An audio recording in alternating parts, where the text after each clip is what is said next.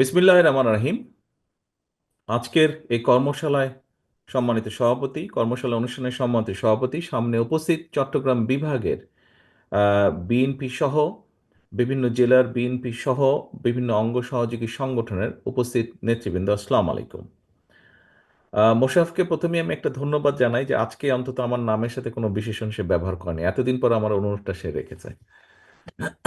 নেতৃবৃন্দ, আহ, আপনাদের সকলকে আমি আন্তরিকভাবে ধন্যবাদ জানাচ্ছি আজকের এই অনুষ্ঠানে, এই কর্মশালায় উপস্থিত হয়ে আমরা দলের অবস্থান থেকে, দলের পক্ষ থেকে দেশ এবং দেশের মানুষের জন্য আগামী দিনে যে পরিকল্পনাগুলো নিয়েছি সেই পরিকল্পনাগুলো জানার জন্য, বোঝার জন্য এবং শিখে নিয়ে যাওয়ার জন্য আমি আপনাদেরকে আন্তরিকভাবে ধন্যবাদ জানাতে চাই। আহ, চট্টগ্রাম বিভাগে আজকে আরেকটা এক্সট্রা ধন্যবাদ আমি দিতে চাই চট্টগ্রাম বিভাগের নেতাকর্মীদেরকে। এই বিভাগে আজকে উপস্থিত থাকার কথা ছিল 515 জনের, সেখানে উপস্থিত হয়েছেন 859 জন। আমার মনে হয় আমরা যতগুলো বিভাগে এখন পর্যন্ত অনুষ্ঠান করেছি সব জায়গায় বিভিন্ন কারণেই হতে পারে, মানুষ অসুস্থতা বা অন্য হঠাৎ কোনো জরুরি কিছুতে কিছু মানুষ 5 জন 10 জন কম উপস্থিতি পেয়েছি আমরা। বাট চট্টগ্রাম বিভাগই একমাত্র বিভাগ যেখানে আমরা উল্টাটা পেয়েছি, অনেক বেশি নেতাকর্মীর উপস্থিতি পেয়েছি। সেজন্য আমি আপনাদের সকলকে আন্তরিকভাবে ধন্যবাদ জানাতে চাই। প্রিয় সহকর্মীবৃন্দ, চট্টগ্রাম, এই সেই চট্টগ্রাম যেখান থেকে শহীদ রাষ্ট্রপতি জিয়াউর রহমান বাংলাদেশের স্বাধীনতা ঘোষণা করেছিলেন। স্বাধীন বাংলাদেশের সূচনা যেখান থেকে হয়েছিল, এই সেই চট্টগ্রাম। আজ আমরা সেই চট্টগ্রামের মাটিতেই আমাদের 31 দফা তুলে ধরেছি আপনাদের সামনে। সহকর্মীবৃন্দ, এই 31 দফাটি প্রথমে ছিল 27 দফা, পরবর্তীতে এটি 31 দফা হয়েছে। কারণ বাংলাদেশের প্রো ডেমোক্রেসি যে দলগুলো আছে, আন্দোলনরত, আমরা স্বৈরাচারের, পলাতক স্বৈরাচার যে তার বিরুদ্ধে আন্দোলনরত যতগুলো দল ছিল, সকল দলের মতামতের ভিত্তিতে পরবর্তীতে আমরা এই 31 দফা দিয়েছি। কাজেই আমরা বলতে পারি, কম বেশি মোটামুটিভাবে বলতে পারি যে এই 31 দফা বাংলাদেশের সকল প্রো ডেমোক্রেটিক দলগুলোর পক্ষ থেকে উপস্থাপন করা হয়েছে, যার ভেতরে কম বেশি মোটামুটিভাবে দেশের এবং আগামী দিনে দেশ, দেশ পরিচালনা, দেশের লক্ষ্য উদ্দেশ্য সবকিছুই কম বেশিভাবে আছে। এখানে একটি প্রশ্ন এসেছে, আমাদের ছাত্রদলের এক নেতা আমাদের প্রশ্ন করেছে যে আমরা নতুন কিছু দিতে পারবো কিনা। উত্তরে পাবিল সাহেব বলেছেন যে ইয়েস, উনি দেখিয়েছেন, বলেছেন যে এটি কোনো ধর্মীয় গ্রন্থ নয় যে এখানে কোনো চেঞ্জ করা যাবে না। অবশ্যই করা যাবে। আমরা যা দিয়েছি, কারো যদি কিছু থাকে, কোনো প্রস্তাব থাকে, আমাদেরকে পাঠালে তার মধ্যে ভালো যদি কিছু থাকে অবশ্যই আমরা সেটি গ্রহণ করব। তবে প্রিয় সহকর্মীবৃন্দ, আজকে এখানে 859 জন আপনারা এখানে উপস্থিত আছেন, কিন্তু এই 31 দফা যদি আজকে আমরা 859 জনের মধ্যেই শুধু রেখে দিই তাহলে আমাদের লক্ষ্য কিন্তু বাস্তবায়িত হবে না। আমরা এটি আপনাদেরকে কেন আজকে জানাচ্ছি, এই যে আপনারা কষ্ট করে এসেছেন, অনেকে হয়তো ভোর 4টার সময় ঘুম থেকে উঠে তারপরে রওনা দিয়ে এখানে এসেছেন, আবার ফিরে যাবেন, কিন্তু এই যে কষ্টটা স্বীকার করলেন সারাদিন, কেন? লক্ষ্য উদ্দেশ্য একটি, যে আমরা দেশ এবং দেশের মানুষের জন্য কিছু ভালো কিছু করতে চাই এবং এই কথাগুলো পৌঁছে দিতে হবে মানুষের কাছে। দেখুন, পররাষ্ট্রনীতি নিয়ে একটি কথা এসেছিল, আমরা দেশ পরিচালনা করতে চাই, অর্থাৎ বিএনপি দেশ পরিচালনা করতে চায় জনগণের সমর্থন নিয়ে। আমরা চাই না, আমরা বলতে চাই না, আমরা বিশ্বাস করি না। অতীতে আমরা শুনেছিলাম একটি দলের একজন নেতা ভারত থেকে সে বলেছিল যে আমরা তাদেরকে রিকোয়েস্ট করে এসে যে কোনো মূল্যে তাদেরকে ক্ষমতায় রাখতে। আমরা চাই বিএনপি, আমরা এসব বিশ্বাস করি না। আমরা বিশ্বাস করি আমাদের ক্ষমতার উৎস হচ্ছে জনগণ এবং সেই জনগণের সমর্থন নিয়ে আমরা দেশ পরিচালনা করতে চাই। আমরা জনগণের সামনে যেতে চাই, জনগণের দুয়ারে যেতে চাই, জনগণকে বলতে চাই দয়া করে আমাদেরকে দেশ পরিচালনার সুযোগ দিন। সেজন্যই, কারণ আমরা এই 31 দফার মাধ্যমে আমরা আপনাদের জন্য কতগুলি লক্ষ্য নির্দিষ্ট করেছি।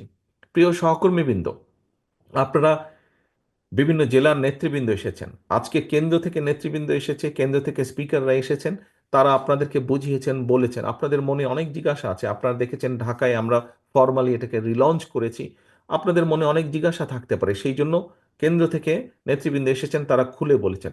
এখন কিন্তু জেলার নেতৃবৃন্দের কাজ হবে আপনাদের থানা বা উপজেলা, পৌর, ইউনিয়ন, তাদেরকে নিয়ে আপনাদেরকে এই জিনিসগুলো তাদের সামনে এক্সপ্লেন করে দেওয়া এবং আপনাদেরকে কর্মসূচি নিতে হবে যে আপনাদের প্রত্যেক জেলায় নির্বাচনের সময় যেরকম এলাকা একদম পাড়া, গ্রাম, থানা, ইউনিয়ন, পৌরসভা ভাগ করে করে আপনারা গিয়ে লিফলেট দেন অথবা ধানের শীষ পৌঁছে দেন অথবা ভোটার আইডি নাম্বার দিয়ে আসেন, আপনারা ঠিক সেভাবে আপনাদেরকে কর্মসূচি গ্রহণ করতে হবে। প্রত্যেকটি জেলাকে তার নিজের উপজেলার নেতৃবৃন্দ বা থানার নেতৃবৃন্দ, পৌরসভার নেতৃবৃন্দকে নিয়ে আপনাদের কর্মসূচি তৈরি করতে হবে।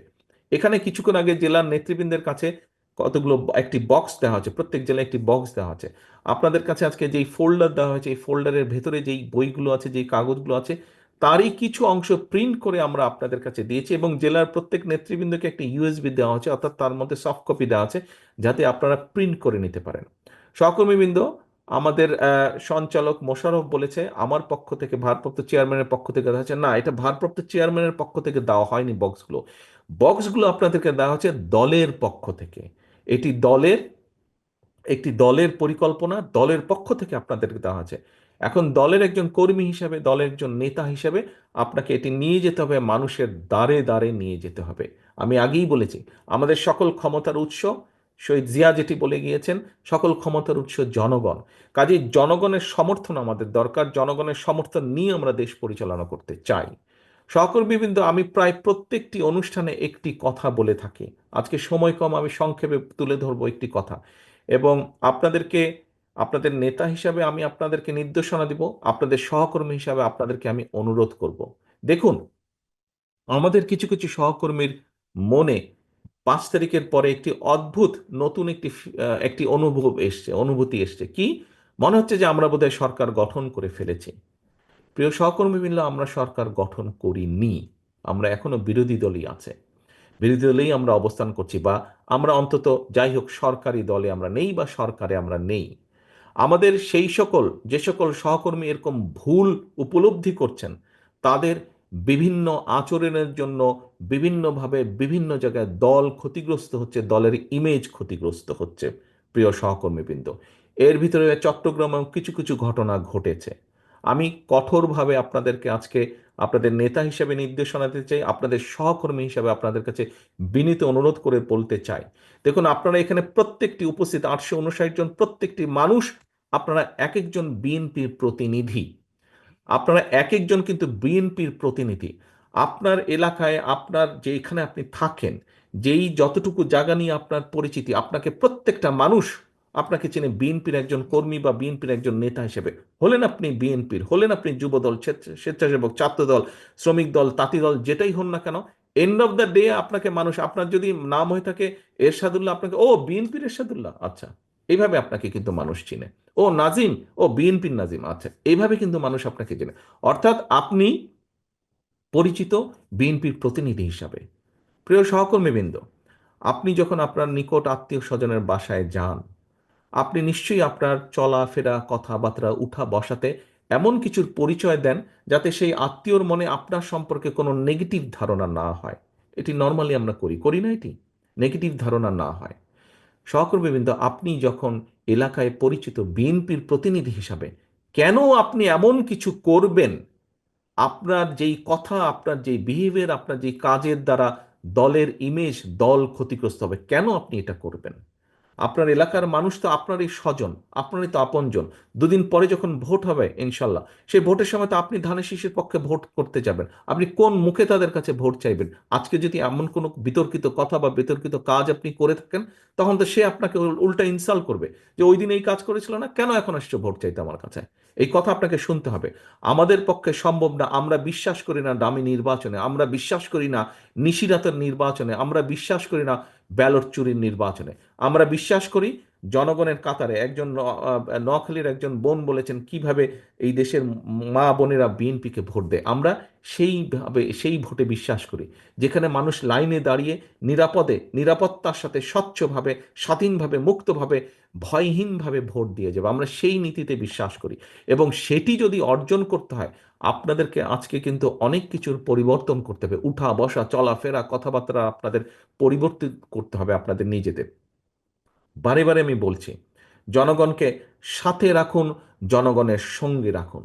সহকর্মীবৃন্দ, আপনি ক্ষমতায় যাবেন না, এখানে উপস্থিত মানুষ একটি মানুষও ক্ষমতায় যাবেন না। আপনারা আপনারা মানুষের সমর্থন পেলে ইনশাল্লাহ দেশ পরিচালনার সুযোগ পাবেন। দেশ পরিচালনার সুযোগ পাবেন, মানুষ আপনাদেরকে ক্ষমতা দেবে না, আপনাদেরকে দেশ পরিচালনার সুযোগ দেবে। দুটোর মধ্যে পার্থক্য আছে। ক্ষমতায় ছিল পলাতক স্বৈরাচার, পার্থক্যটা বুঝতে হবে। ক্ষমতায় ছিল পলাতক স্বৈরাচার, ক্ষমতা ছাড়া কিচ্ছু বুঝতো না বলেই দেশের মানুষের জন্য কোনো কাজ করেনি। আপনাদের আজকে যে বিভিন্ন অভিযোগ যে তাদের আমলে জলাবদ্ধতা হয়েছে, ট্রাফিক জ্যাম হয়েছে, এই হয়েছে হয়েছে, শিক্ষা ব্যবস্থা ধ্বংস হয়ে গেছে, সংস্কৃতি ধ্বংস হয়েছে, কেন এই কথাগুলো আপনারা বলছেন? এই জন্য আপনারা এই কথাগুলো বলছেন যে ওরা ক্ষমতায় ছিল, ওরা জনসমর্থনে দেশ পরিচালনার সুযোগ পায়নি, ক্ষমতা দখল করে ক্ষমতায় ছিল। আমরা দেশ পরিচালনার সুযোগ পেতে চাই জনগণের সমর্থন নিয়ে, এবং সেই জন্যই দেশ পরিচালনার যদি সুযোগ পেতে চান, দেশ পরিচালনা যদি করতে চান, তাহলে নিজেকে সেইভাবে গড়ে তুলতে হবে। নিজের প্রতি মানুষের সেই সমর্থন, আস্থা অর্জন করতে হবে। সহকর্মীবৃন্দ, আস্থা অর্জন করতে হলে নিজেকে ধীর করতে হবে, নিজের মধ্যে উপলব্ধি আনতে হবে, নিজের পার্সোনালিটি চেঞ্জ করতে হবে, কথাবার্তা চলন বলন চেঞ্জ করতে হবে। আপনাদের নেতা হিসেবে, সহকর্মী হিসেবে এটি আপনাদেরকে আমি বলতে চাইছি, বলার চেষ্টা করছি। দয়া করে আসুন। আমাদেরকে কিন্তু দিন শেষে আপনারা প্রায় বলেন যে বিএনপির প্রতি মানুষের আস্থা আছে। ভাই, এই আস্থাটাকে তো ধরে রাখতে হবে। আস্থাটাকে ধরে না রাখলে কিন্তু আপনি ভোট পাবেন না, কোনোভাবেই আপনাকে ভোট পাবেন না। ভোট কি হবে সেটা ভোটার ঠিক করবে, সে কাকে ভোট দেবে, আপনাকে দিবে না। কারণ আপনার প্রতি তার আস্থা নেই। এবং এই আস্থা ধরে রাখার দায়িত্ব কিন্তু জনগণ না, পাবলিকের না, ভোটারের না। এই আস্থা ধরে রাখার দায়িত্ব কিন্তু আপনার। আস্থা ধরে রাখা, বন্যার সময় এই যে নোয়াখালী অঞ্চলে বন্যা হলো, আপনারা বা দল মানে সকলে দিন রাত আপনারা পরিশ্রম করলেন মানুষের পাশে গিয়ে দাঁড়ানোর জন্য, সাহায্য করলেন, সহযোগিতা করলেন। শুধু বন্যার সময় না, বন্যার পরেও করেছেন। আপনারা কেন করেছেন? মানুষের আস্থা ধরে রাখার জন্য। ঠিক একইভাবে ভোট যতক্ষণ না হচ্ছে, আপনাকে সেই আস্থা ধরে রাখতে হবে। এবং ভোটে ইনশাল্লাহ আপনি জিতলে তখন আপনাকে কাজ করতে হবে এইগুলো বাস্তবায়নের জন্য, 31 দফা। কাজে ব্যাপারটি এত সহজ না, এবং ব্যাপারটি এত এত এত ছোটখাটো না, ব্যাপারটি অনেক সিরিয়াস ব্যাপার। এই ব্যাপারটি অনেক সিরিয়াস ব্যাপার। আপনি রাষ্ট্র পুনর্কাঠামো, আপনি রাষ্ট্র কাঠামো মেরামত, এখানে দেখুন, রাষ্ট্র কাঠামো মেরামত, এই মেরামত কিন্তু is a very serious matter. কাজেই আমাদেরকে সেভাবে প্রস্তুত হতে হবে। সহকর্মীবৃন্দ, আমি জানি সকলের ধৈর্য একরকম হয় না। কারো ধৈর্য কম হয়, কারো ধৈর্য বেশি হয়, কারো মাথা গরম হয়, কারো মাথা ঠান্ডা হয়, মানুষে মানুষে ভেদাভেদ থাকে। আমরা সহকর্মী, আমি আপনাদেরকে বারে বারে অ্যাড্রেস করছি সহকর্মী হিসেবে। আপনার বিপদে আমি পাশে দাঁড়াই, আমার বিপদে আপনি পাশে দাঁড়ান, সেজন্যই আমরা সহকর্মী। কাজেই আমরা সকলে মিলে দল। আপনি ক্ষতিগ্রস্ত হলে আমি ক্ষতিগ্রস্ত, আমি ক্ষতিগ্রস্ত হলে আপনি ক্ষতিগ্রস্ত। কাজেই আমাদেরকে প্রত্যেকের প্রতি খেয়াল রাখতে হবে। আমাদের খেয়াল রাখতে হবে দলের প্রতি। এবং দলের প্রতি যদি আমরা খেয়াল রাখতে পারি, তাহলেই আমরা জনগণের আস্থা অর্জন করতে সক্ষম হব। প্রিয় সহকর্মীবৃন্দ, আসুন আজকে এই কর্মশালায় আপনারা যেরকম 31 দফা কি জেনে গেলেন, 31 দফা কি বুঝে গেলেন, 31 দফা বুঝে জেনে গিয়ে আপনারা যেরকম জনগণের কাছে পৌঁছে দিবেন, জনগণের দ্বারে দ্বারে পৌঁছে দিবেন, জনগণকে বোঝাবেন, একই সাথে আসুন আজকে এই কর্মশালায় আমরা প্রতিজ্ঞা গ্রহণ করি, আমরা শপথ গ্রহণ করি যে জনগণের আস্থা নষ্ট হয় এমন কোনো কাজ করা থেকে আমরা নিজেদেরকে বিরত রাখব। এবং জনগণের আস্থা অর্জন করা যায়, আমরা চেষ্টা করব সেরকম কোনো কাজ করতে। প্রিয় সহকর্মীবৃন্দ, আমি একটি কথা বলে শেষ করতে চাই। কেউ যদি মনে করে থাকেন, আমি মনে হয় এই কথাটি আগেও বলেছি, বিভিন্ন জায়গায় বলেছি, চট্টগ্রাম বিভাগেও আমি কথাটি বলেছি, কেউ যদি আমরা ভেবে থাকি যে আমাদের প্রধান রাজনৈতিক প্রতিপক্ষ যাকে আমরা ভাবতাম তারা মাঠে এখন দুর্বল, তারা নেই মাঠে বা মাঠে দুর্বল, এবং তাহলে আমাদের সব কিছু সোজা একদম সস্বর করে আমরা চলে যাব, আল্লাহর ওয়াস্তে এই কথাটি মন থেকে সরিয়ে দিন। কারণ আমার 35 বছরের রাজনৈতিক অভিজ্ঞতার আলোকে আমি যেটি বুঝি, আমার থেকে এখানে অনেক অভিজ্ঞতা সম্পন্ন রাজনীতিবিদ আছেন, আমি মনে করি তারা আমার সাথে একমত হবেন। আগামী যে নির্বাচন, এই নির্বাচন কিন্তু অনেক কঠিন। যে কোনো নির্বাচনের আমি মনে করি যদি আমাদের প্রধান রাজনৈতিক প্রতিপক্ষ থাকতো, মাঠে থাকতে পারতো, সেক্ষেত্রে নির্বাচন যতটুকু কঠিন হতো, আমি মনে করি নির্বাচন আগামী দিনে আরো কঠিন, তারা দুর্বল হয়ে যেতে আরো কঠিন। এখানে অনেক ষড়যন্ত্র চলছে এবং অনেক অদৃশ্য শক্তি আপনার বিরুদ্ধে কাজ করছে। অদৃশ্য শক্তি এখানে। ওই যে চট্টগ্রাম বন্দরে বললো না অনেক ষড়যন্ত্র কাজ করছে, একজন বললে প্রশ্ন করেছে, বাংলাদেশ জাতীয়তাবাদী দল বিএনপি তথা আপনার বিরুদ্ধে, যেহেতু আপনি বিএনপির প্রতিনিধি, আপনার বিরুদ্ধে অনেক ষড়যন্ত্র কাজ করছে। একটু ঠান্ডা মাথায় আল্লাহর বাস্তে এগুলো চিন্তা করুন আপনারা। আপনি ছাত্র দল হন, যুব দল, স্বেচ্ছাসেবক, বিএনপি, তাঁতি দল, মহিলা দল, যেই হন না কেন, আল্লাহর বাস্তে এগুলো একটু চিন্তা করুন। বহু ষড়যন্ত্র চলছে।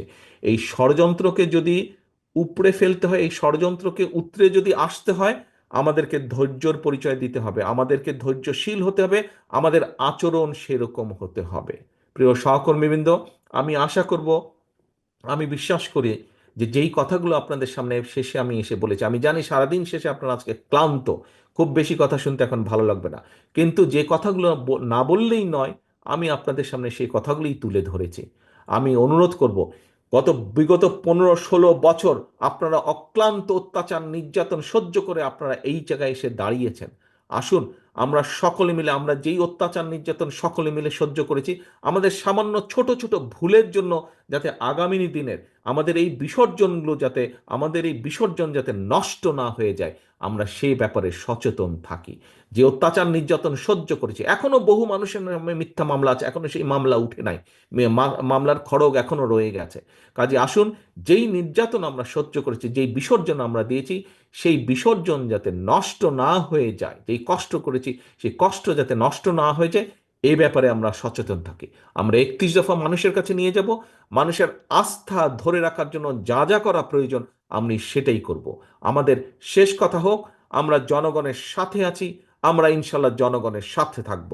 কারণ জনগণই, রাজনৈতিক দল হিসেবে জনগণই আমাদের শেষ ভরসা। প্রিয় সহকর্মীবৃন্দ, সকলে ভালো থাকবেন, সকলে সুস্থ থাকবেন ইনশাল্লাহ। আল্লাহ হাফেজ। বাংলাদেশ জিন্দাবাদ। বাংলাদেশ জাতীয়তাবাদী দল জিন্দাবাদ। আসসালামু আলাইকুম।